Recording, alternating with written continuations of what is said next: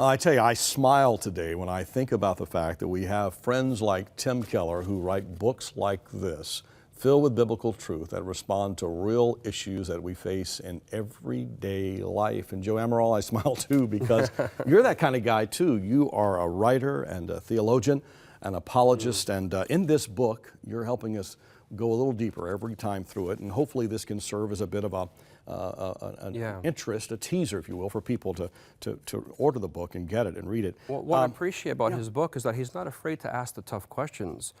Yeah, sometimes, we shy away from them because we think, oh, I got to have an answer for everything or people aren't going to believe. I mean, we're real people in the real world, and I appreciate his angle. And we appreciate you being here to echo what he's teaching in the book.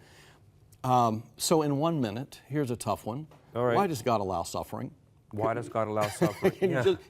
We've got 55 seconds. No problem. Let's change the world. And this is just a tease, and I hope people will go and get the book and he tackles it deep. Get the full detail. Yeah, but it's a question people have to think about. And even Christ followers sometimes say, hey, I watch my dad, my mother suffer, my wife suffer. Why does God allow that? Yeah, I go to church, I tithe, I'm a good person, I pray, I read my Bible, and this still happens. And to rephrase the question is, why do bad things happen to good people is another way to look at it.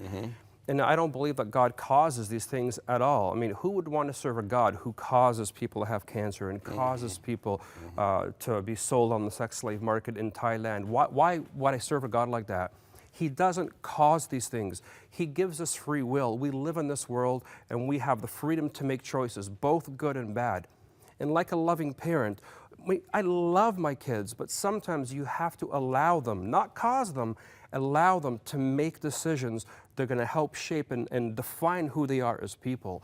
And so I believe that God can use any circumstance. He can use all these bad things that happen in our lives to shape us. Ultimately to bring Him greater glory, which oftentimes we think about us, but the perspective often that I find very healthy is, how can God best be glorified? And pray that way. God, do with my life that which would bring you greater glory, or that which would bring more people to Jesus Christ. When we are weak, He is strong. It's not just a catchy phrase, it's a truth of life. When we kind of deplete ourselves and we come to the end, all we can do is look up, and when we are weak, He truly is strong. And for Joe and me right now, these are real issues because Joe recently lost his father.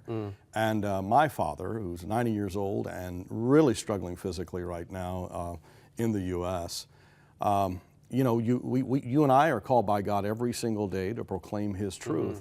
And yet we find ourselves in these moments where we too ask the question, that's right, why God? And I think for me, it's just, I may not know why, but I know Him. And it is knowing Him, His perfection, His holiness, His righteousness, His justice that helps get me through. The very character and nature of God, understanding God. And that's what this book does. It'll help you through the dark nights of your soul. I hope you'll order it. Joe, thanks.